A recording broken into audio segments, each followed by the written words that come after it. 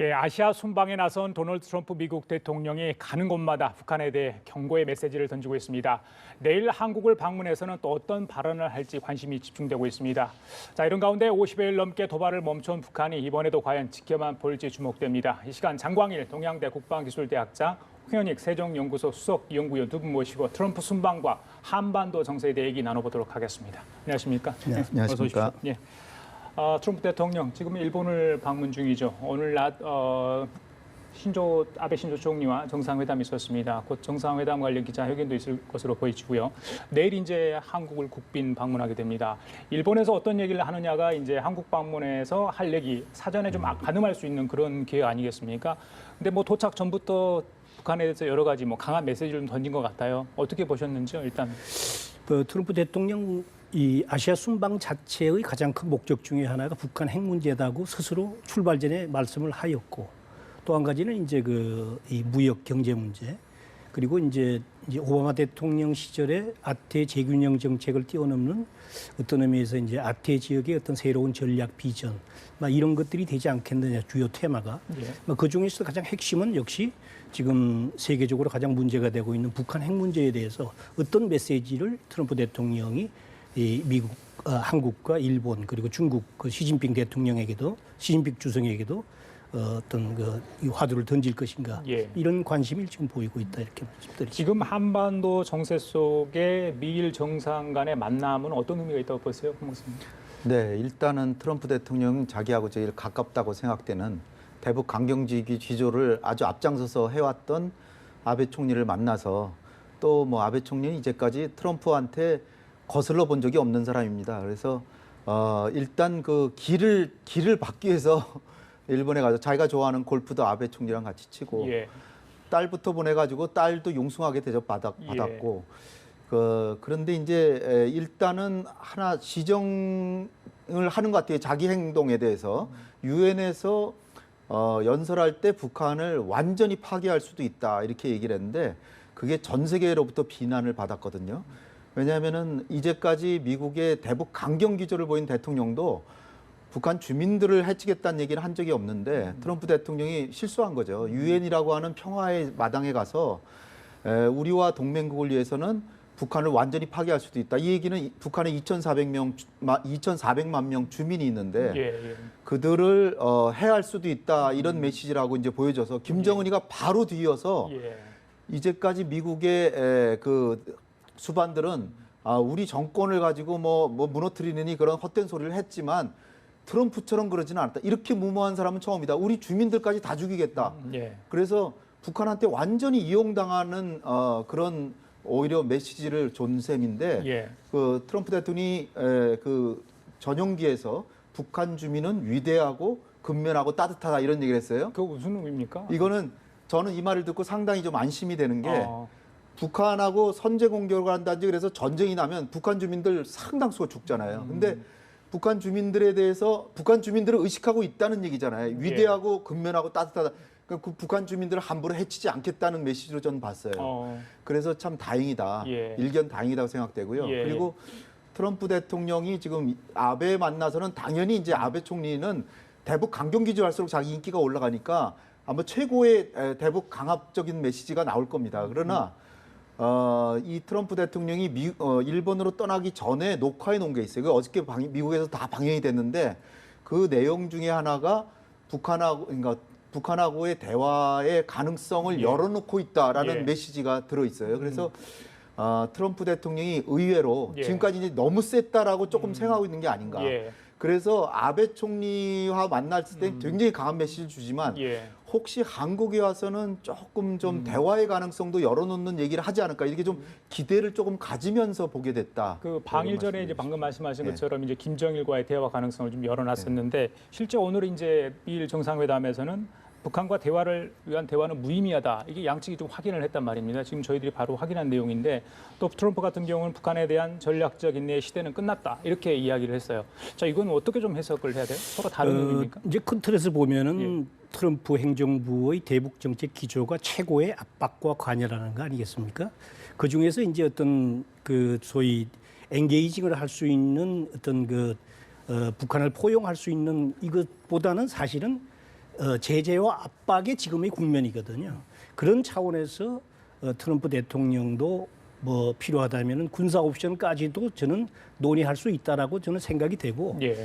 그다음에 이제 제가 그런 말씀을 드리는 이유 중에 하나는 발표 이게 출발을 하기 전에 맥마스터 보좌관 얘기가 그 이제 우리 그 연합뉴스 TV 예, 기자도 예. 아마 그 참석한 걸로 예, 알고 기자들 있는데 같이 그 인터뷰를 이제 했죠. 아태 지역의 11개국 그 언론사를 그 이제 초청한 자리에서 얘기한 것이 군사 옵션을 문 대통령과 얘기하지 않으면은 무책임하지 않느냐. 그런 얘기를 한 걸로 봐서는 예. 아마 이제 공식적으로 어떤 수준까지 공개될지는 모르겠습니다만은 예. 군사 옵션에 관해서도 깊은 얘기는 제가 볼 때 당연히 해야 되고 예. 또 그런 얘기를 통해서 어떻게 보면은 방금 우리 홍 박사님 얘기했던 대로 예. 이게 좀 지나치다 예. 또는 한국을 위해서는 사실상 이건 뭐 바람직하지 않다 또는 이것은 뭐 적극 검토해보다라든지 예. 이런 정도의 얘기는 제가 볼 때 두 분이 오히려 충분히 얘기하는 것이 더 솔직하다 하는 얘기가 그래요. 아까 전에 제가 말씀드렸다시피 오늘 이제 일본에서 어떤 얘기가 오가느냐에 따라서 한국과 또 중국 방문에서의 발언 수위도 좀 가늠해 볼 수 있는 어떤 풀한계가 될 수 있을 텐데 전용기 안에서 푸틴 대통령을 만나서 북한 문제에 도움을 요청할 의사가 있다 이런 이야기를 했어요. 네. 그 부분은 또 어떻게 좀 봐야 됩니까? 네, 러시아가 굉장히 지금 대북 정책을 좀 강화하고 예. 있는 그 상황이고 푸틴 대통령은 지금 극동과 시베리아를 개발해서 그 지역이 굉장히 낙후된 지역이에요. 거기를 외국의 자본을 유치해서 자원을 개발하고 한국에까지 가스전으로 판매하고도 싶고 그다음에 철도도 연결하고 싶고 이런 비전을 갖고 있기 때문에 푸틴 대통령이 특사도 보낸 적이 있고 그다음에 그 최선희도 모스크바에 가서 미국 대표를 만난 적도 있고 그래서 푸틴 대통령을 트럼프 대통령이 만나서 뭐 도움을 요청하겠다 이거는 나쁘지 않은 메시지라고 보는데 예. 근원적으로 트럼프가 이런 얘기를 한 것은 자기의 문제를 얘기한 거라고 좀 봐요. 예. 왜냐하면 미국 내에서 지금 트럼프 대통령이 좀 속내가 안 좋습니다. 예, 자기 그렇죠. 선거 본부장 이런 사람들이 다 기소되고 다 그런 형편이에요. 그래서 기소된 이유가 러시아하고의 유착 관계 때문에 기소됐기 때문에 예. 푸틴 대통령 만나서 긴밀히 할 얘기가 틀림없이 있을 거예요. 그래서 만나는 거지만 예. 어쨌든 공식적으로는 한국 북핵 문제를 해결하기 위해서 도움을 요청하겠다. 예. 그거는 왜냐하면 시진핑은 당연히 만나지만 또 푸틴 대통령은 동아시아 정상회담 가면 그 정상회담에서 또 만나거든요. 만나는데 거기서 러시아의 역할이라고 하는 건 시진핑만 가지고는 부족하다라고 이제 생각하기 때문에 근데 과거의 소련과 달리 지금의 러시아는 북핵 문제를 어떻게든지 평화적으로 해결하는 걸 적극적으로 지금 바라고 있는 상황이기 때문에 예. 그 트럼프 대통령이 푸틴을 만난다고 하는 건 우리에게는 좋은 기회라고 저는 생각됩니다. 그래서 트럼프 대통령이 이런 움직임이 결국은 우리에게 나쁜 게 아니다. 예. 그리고 이제 한국에 와서 이런 얘기를 하면 아까 맥메스터 보좌관 얘기가 나왔잖아요. 맥메스터 보좌관이 군사 옵션을 얘기한다 할 때 우리는 군사 옵션에 대해서 피할 게 아니라 그거 얘기해야 된다라고 적극적으로 나서서 어떻게 보면 헬기로 전방이라도 우리 대통령과 같이 시찰을 하든지 아니면 헬기로 전방까지는 안 가더라도 서울 시내 상공이라도 한번 둘러보면 며칠 전에 그 매티스 국방장관도 그 DMZ 가는데 10분이면 가는 걸 30분 동안 그렇죠. 둘러보고 왔다는 거거든요. 그 얘기는 뭐냐면 북한에서 우리하고 교전이 벌어지면 서울의 그 무한 2,500만 명 이 수도권 인구가 정말로 그냥 그 희생될 가능성이 매우 크기 때문에 예. 트럼프 대통령이 이걸 절실히 깨닫고 미국에서 멀리서 바라보고 뭐 선제 공격 불사한다 이것이 그렇게 함부로 쉽게 얘기할 수 있는 상황이 아니라는 걸 분명히 좀 보여줬으면 좋겠어요. 예. 그래서 대통령께서 설득하지 않더라도 트럼프 자신이 느끼도록 예. 여기 무고한 자유를 사랑하는 국민들이 있는데 예. 자칫하면은 100만 이상으로 죽을 수 있다. 이걸 좀 보여줘야 된다고 생각합니다. 알겠습니다. 지금 이제 내일 트럼프 대통령이 방한을 하게 되는데 북한도 예의주시할 것 같습니다. 일단 나오는 메시지는 뭐 트럼프 대통령에 대해서 좀 격한 반응을 좀 보이고 있어요. 뭐 무모하게 덤벼들면 징벌 받을 거다. 입을 함부로 놀리지 마라. 뭐 이렇게 이제 얘기를 하고 있는데, 자 북한은 일단은 어떤 식으로든 이렇게 이제 말로서는 어떤 이야기든지 할 수 있겠지만 과연 뭐 이 기간 안에 우려했던 도발 가능성이랄지 그런 부분이 혹시 가능하다고 보시는지? 뭐 가능하다고 일단은 보여지고 이제 아까 잠깐 말씀하셨던 예, 내용을 예. 조금 이제 언급을 더 그러시죠. 하면은 그 군사 옵션에 관해서 사실은 이제 뭐 이런저런 얘기가 가능은 할 수 있는데 말씀하신 대로 군사 옵션은 대단히 한반도에서 시행하기가 어렵다. 특히 서울 수도권의 환경을 볼 때. 그러나 그런 원인을 제공하고 있는 북한 핵과 미사일 개발에 대해서 보다 강력한 원천적인 봉쇄가 될 수 있는 그런 강력한 압박을 예. 할 수밖에 없다는 이런 메시지는 예. 더 강하게 피력을 해야 되지 않겠나 우선 예. 말씀을 드리고요. 그분은 다들 주변국이 공감을 좀 하고 있는 거죠? 뭐 그거는 예. 그 미국뿐만이 아니고 예. 북한 대 세계가 지금 구도가 그렇게 잡혀 있기 때문에 그건 예. 제가 볼 때 당분간은 불가피할 거라고 예. 보이고요. 북한이 도발을 할 거냐 안 할 거냐 사실은 뭐 저도 잘 모릅니다. 북한의 김정은의 어떤 그 의사결정에 대한 이런 메커니즘을 갖다가 명확히 얘기를 하기가 곤란하기 때문에 예. 단지 현재의 상황을 놓고 볼 때 북한이 과거처럼 어떤 뭐 대규모 도발을 하기에는 적절치가 않다. 이 국제 정세 지금 중국도 지금 시진핑이 갓 출발한 상황. 그다음에 과거에 또 미국의 대통령이 한국에 왔을 때 직접 그 도발한 사례는 거의 없었습니다. 그리고 이제 만약에 도발해서 북한이 이제 자기 존재감을 나타내기 위해서 뭔가를 한다면은 뭐 단거리 미사일 정도를 쏘음으로 인해서 여전히 자기의 존재감을 과시하는 예. 그런 정도의 도발은 가능할 수도 있겠다 하는 생각이 들고 예. 그 이상의 어떤 무모한 도발은 북한 스스로가 아마 손익을 계산해 봤을 때 이건 예. 치명적인 어떤 명분을 주기 때문에 그런 것은 하지 않겠느냐, 하지 않을 것이다 이런 예. 저는 판단이 듭니다. 지금 뭐 미국의 항모전단이 한반도로 지금 들어오고 와서 세계 항모전단 정도가 지금 이 기간에 좀 한반도를 주변국을 매우 네. 쌓는다 이런 이야기 있어요. 근데 중국도 사실 좀 의식이 될 것 같은데 어떻게 하세요? 북한의 도발 가능성에 대해서는 우리 홍 박사님 어떻게 보십니까? 도발한다면 어떻게 보면 트럼프 대통령을 도와주는 격이죠. 트럼프 대통령으로서는 자기가 지금까지 좀 과도하게 강경 정책을 했는데 그거를 입증하는 셈이기 때문에 오히려 트럼프 대통령의 길을 살려주고 우리 정부로는 전혀 뭐 대북 대화할 엄두도 못 내게 하고 그다음에 시진핑 주석한테는 완전히 모욕을 주는 거고 그리고 김정은한테 제일 위험한 거는 예. 지금 사실 4월 달에 미중 정상회담 할 때 트럼프 대통령이 자기도 정치인으로서 시진핑 주석이 2기 출범을 앞두고 있기 때문에 그때까지 어느 정도 말미를 좀 줬는데 시진핑 주석이 그 트럼프가 보기에 어느 정도 성의를 보였지만 만족하지 않는다. 예. 그래서 이번에는 그 결과를 이제 결산하고 진짜로 강경한 대북 정책 하지 않으면 세컨더리 보이콧도 하겠다. 지금 이런 목전이거든요. 예. 이런 상황에서 트럼프의 입지를 강화시켜 준다고 하는 건 시진핑 주석으로 하여금 트럼프한테 이 설복당해서 진짜로 원유마저 중단하게까지 가는 그런 사태가 올 수도 있기 때문에 예. 예. 이런 상황을 김정은이가 모를 리가 없거든요. 그런데 이런 상황에서 도발한다고 하는 거는 정말로 저는 이제까지 김정은이가 그렇게 전략적으로 아주 하수라고 보지 않았는데 예. 요번에 도발한다면 진짜 하수로 볼 정도로 지금은 도발할 때가 아니다. 그러니까 이번에 이 동아시아 정상회담까지 다 끝난 뒤에 도발하면 몰라도 예. 그 전에 도발한다고 하는 건 북한으로서는 지금 최하수를 두는 예. 것이다 이렇게 보입니다. 알겠습니다. 이 질문은 좀 학장님한테 드려야 될 것 네네. 같아요. 군에 오래 계셨기 때문에 어제 이제 우리 군이 북측을 향해 기관총 수발을 실수로 좀 발사를 했다고 합니다. 비사격 훈련인데 그래도 오발 사고인 것 같아요. 사실은 굉장히 민감한 시기였기 때문에 제가 이제 관련 보도를 접하면서 이게 뭐지 깜짝 놀랐는데 네. 다행히 뭐 오발 사고였고 북한 측에도 별다른 대응은 안 했다고 그래요. 자 이런 게 자칫 뭐 교전 상황까지는 안 갈 수는 없는 상황이다 하더라도 굉장히 좀 저희들이 민감하게 받을 수 있는 그런 부분 아닌가 싶어요. 그렇죠. 시기적으로 봐서 우선 대단히 민감한 시기고 하기 때문에 이제 그런 오발 사고가 자칫하면은 이제 그 상호간의 교전으로도 예. 연결될 수 있기 때문에 단지 제가 볼 때 이제 군에서 잘했다라고 보는 것은 예.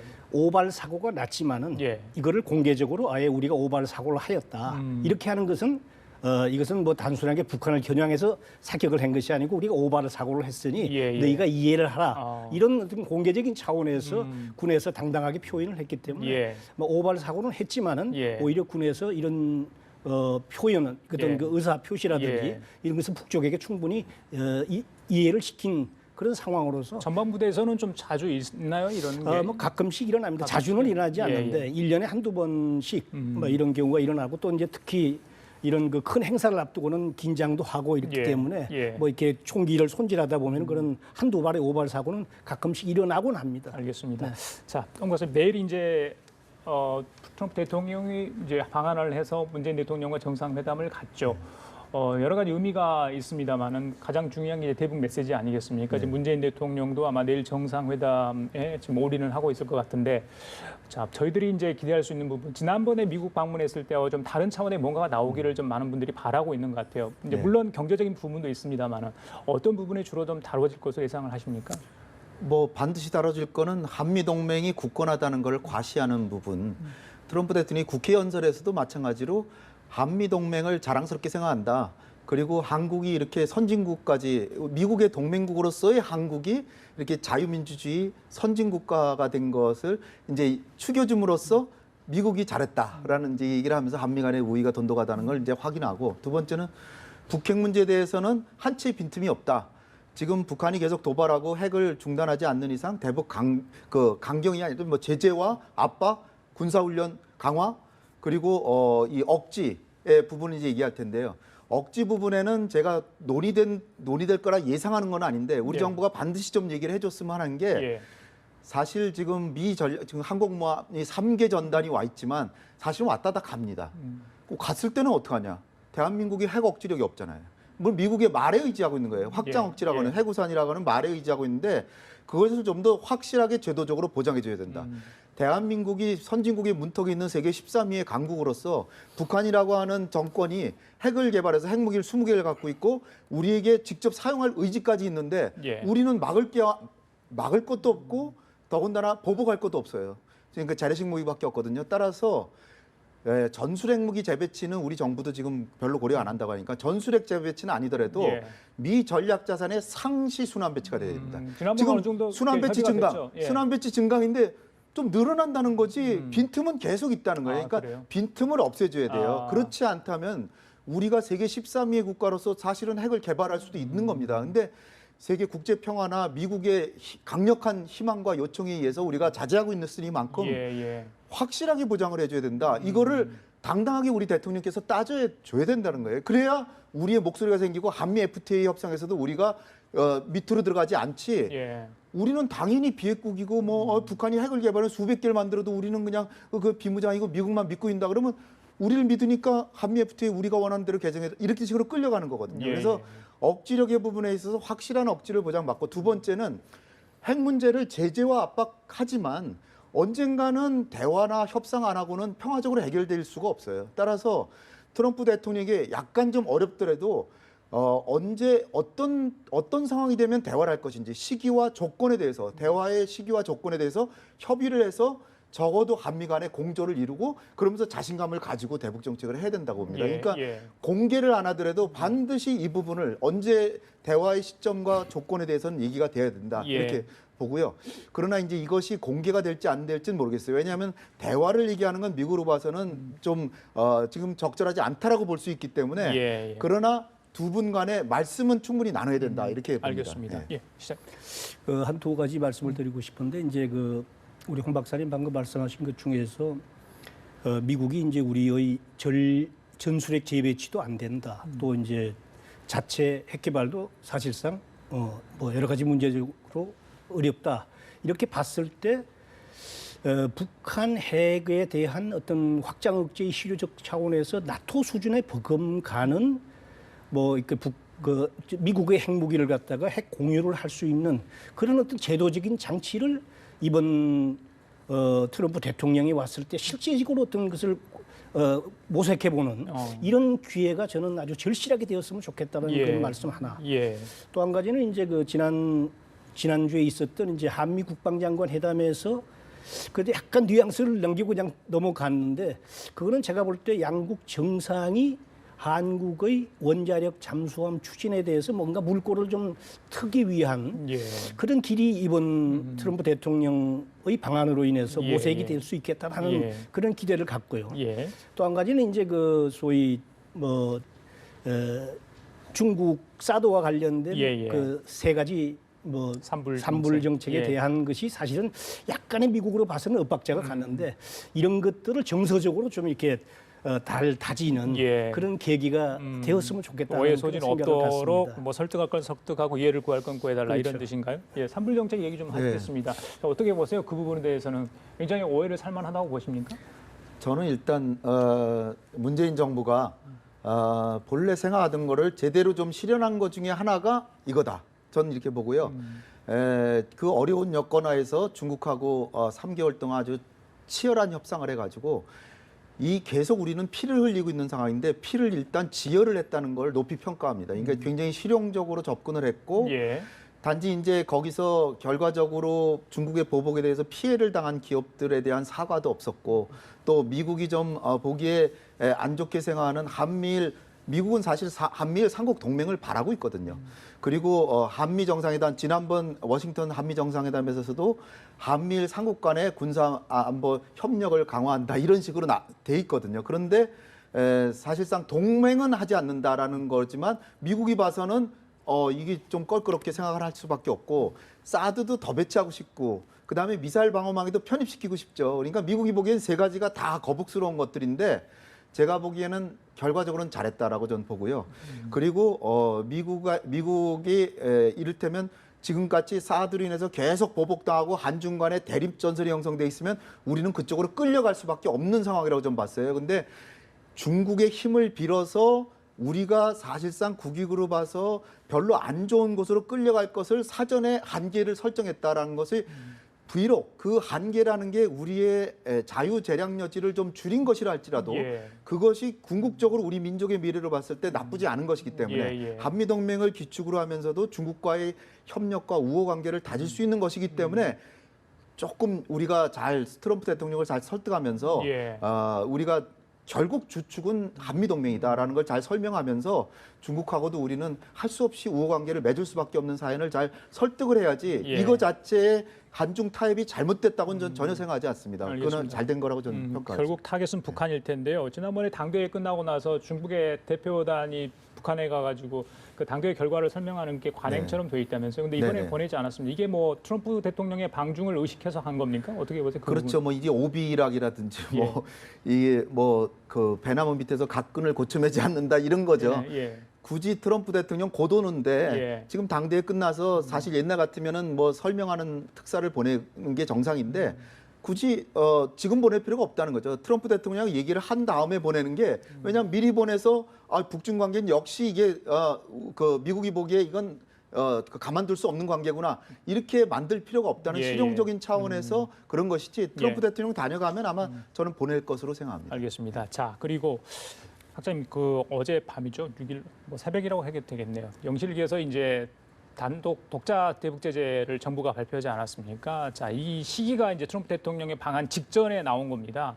내용도 내용이지만 시기 또 형식 면에서 좀 부족한 면이 있지 않냐 이런 지적이 나오던데 어떻게 보십니까? 그러니까 그 독자적인 제복 제재 발표 시점이 예. 이제 사실은 트럼프 대통령의 방안을 예. 바로 목전에 앞두고 예, 이렇게 예. 했다 보니까 예. 뭐 조금 내용상으로도 그렇습니다만은 사실은 그 이 발표를 하겠다고 우리 정부가 발표한 것이 제가 알기로 7월 말 그렇죠. 그러니까 한 100일 북한의 정도 됐습니다. 예. 미사일 발사한 예. 7월 28일인가 29일 날 NSC를 하면서 그때 이제 문 대통령께서 직접 말씀을 하신 거거든요. 우리도 예. 독자 제재를 해야 되겠다. 그리고 나서 이제 3개월이 벌써 지나서 발표를 했는데 예.